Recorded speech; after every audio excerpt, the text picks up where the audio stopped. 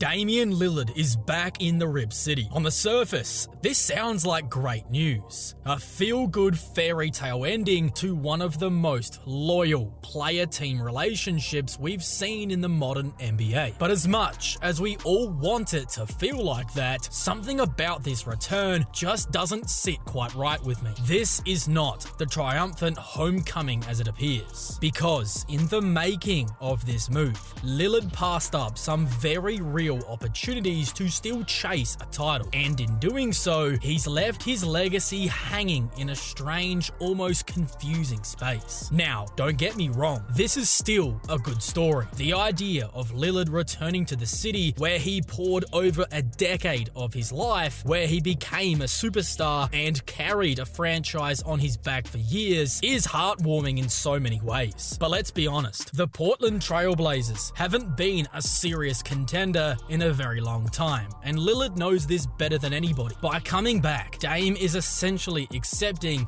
that winning at the highest level is no longer part of his NBA journey. As Shams reported, being at home with his family played a massive role in this decision, and that is fair. You can't fault a guy for choosing life over basketball at this stage of his career. But as Shams also alluded to with other team interest, now this decision makes his basketball legacy a bit harder to pin down. To really understand why, let's rewind back to the summer of 2023. That is when Dame shocked the league by finally requesting a trade out of Portland. After years of publicly pleading his loyalty, he decided it was finally time to go and chase a championship somewhere else. The ensuing saga dominated the offseason, with Dame being heavily linked to the Miami Heat. It felt almost inevitable until it wasn't. At the 11th hour, the Milwaukee Bucks swooped in with a blockbuster move that paired Lillard with the two-time MVP Giannis Antetokounmpo. On paper, this looked like the perfect situation. Dame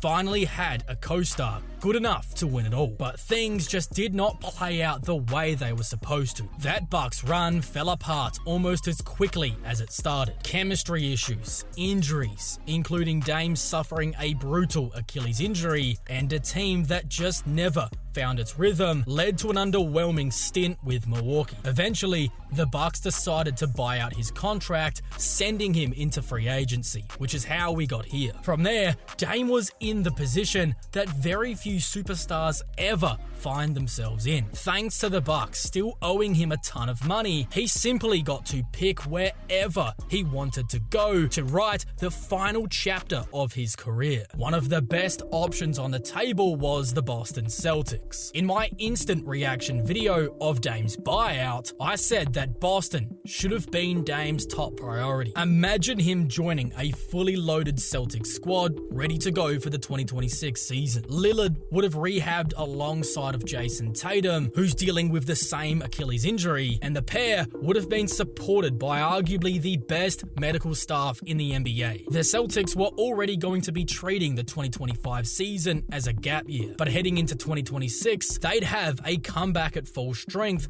with a starting five of Damian Lillard, Derek White, Jaylen Brown, Jason Tatum, and then you'd have to go out and get a solid starting caliber center. But really, that is a team that could have won it all, boasting enough defense and floor spacing for Dame to really thrive in that offensive system. It could have been the perfect landing spot for Lillard to finally grab that elusive ring. But Boston wasn't even the only spot that I really liked for him, because the Minnesota Timberwolves also emerged as a real option, with Mike Conley clearly showing signs of decline towards the back half of last season, and a young Rob Dillingham still not ready to lead a contender. Minnesota has an opening for a point guard to slot in and help push them over the top. Playing alongside Anthony Edwards, a dynamic two-way shooting guard whose game would have perfectly complemented Lillard's, could have really made the Wolves the potential favorites in the 2026 season. It was all there if Dame really wanted it, and yet he passes up both of these opportunities, choosing to instead go back where it all started in Portland. So many people have continued to gloss over the actual basketball fit and the legacy consequences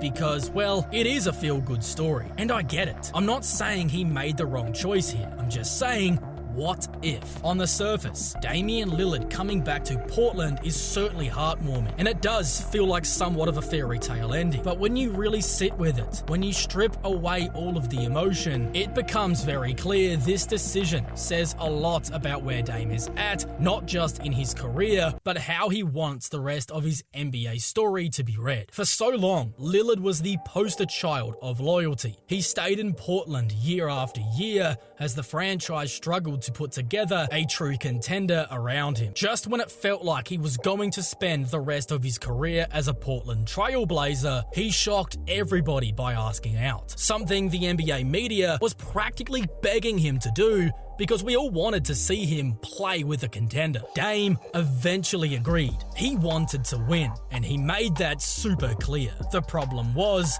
by the time he made the decision, it already felt like it was a couple years too late. He went to Milwaukee, a move that, at least on paper, looked to be the perfect destination, as he was in a position to finally chase that ring. But of course, it doesn't work out, and after 2 injury-plagued seasons, including that devastating Achilles tear, Dame seems to have decided that the whole winning thing just isn't for him anymore, and instead, he goes the loyalty route. So now he's back in Portland. Looking back, I really believe that his best chance to win wasn't forcing his way out of Portland via trade. Instead, I think he should have left in free agency. That would have given him all of the freedom to choose his destination without a team having to gut their roster and draft capital to sign him. He could have landed in a fully loaded destination where he would have walked in as the final piece to a championship puzzle. But instead, he signs that massive extension back in 2022, which only made it more difficult for the Blazers to get rid of him, as he then decided to leave just a season later. That choice shaped everything. It's a rare set of circumstances that we really don't see in the NBA, and the closest comparison might be Dwayne Wade going back to Miami. But even that was different. There was a little bit of bad blood between him and Pat Riley that needed mending. With Dame,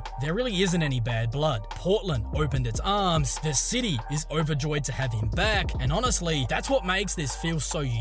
The Blazers made their commitment clear with Dame's new deal. 3 years, $42 million, including a player option and a no-trade clause. That no-trade clause is huge. It's something that only 2 players in the league have, Dame and LeBron James. On top of that, with his Milwaukee buyout money, Lillard is going to make $70 million next season, and in total, $141 million across the next 2 seasons before an opt-out in 2027. If nothing else, that tells you how much Portland really values Dame, both as a player and the face of their franchise. But here is where things get a little weird. That 2023 trade that sent him to Milwaukee ended up reshaping Portland's entire roster in a way that nobody could have ever predicted. They traded for Drew Holiday, Toumani Camara, and picks. Then flipped Holiday to Boston for Robert Williams, Malcolm Brogdon, and even more assets. Those assets eventually led to them landing Denny Abdia, and now, just 2 years later, Portland somehow has Lillard and Drew Holiday back, plus Abdia, Williams,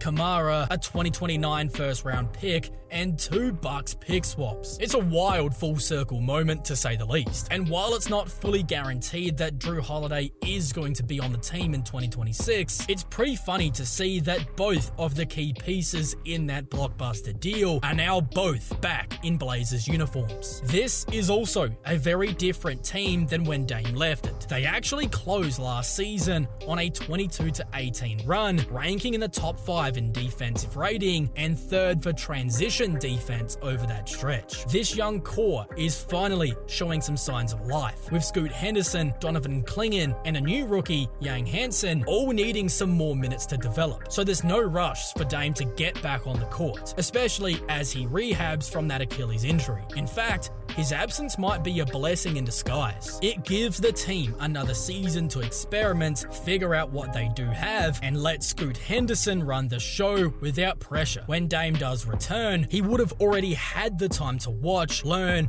and understand how Portland now plays in this new dynamic system. But let's be real, This isn't Dame coming back and expecting to contend. The Blazers aren't there yet, and even if they do get there someday, it's very likely that Lillard probably won't be a part of that team that does get to the mountaintop. That's the bittersweet part of it all. It's hard not to feel for him. His Milwaukee stint was so hyped up, as we all collectively lost our minds over the potential of freak time, with he and Giannis dominating the league for years to come. But instead, they would end up logging just 30 minutes of playoff time together, as injuries completely tore that team apart. As a Bucks fan, that still stings. For Dame though, maybe this really is the fairy tale ending. Even if he's not putting himself in the best position to win, I don't think that really tarnishes his legacy. Not at all. But it does leave some things a little foggier than they would have been if he had stayed in Portland the whole time, or doubled down on still trying to win by choosing Boston or Minnesota.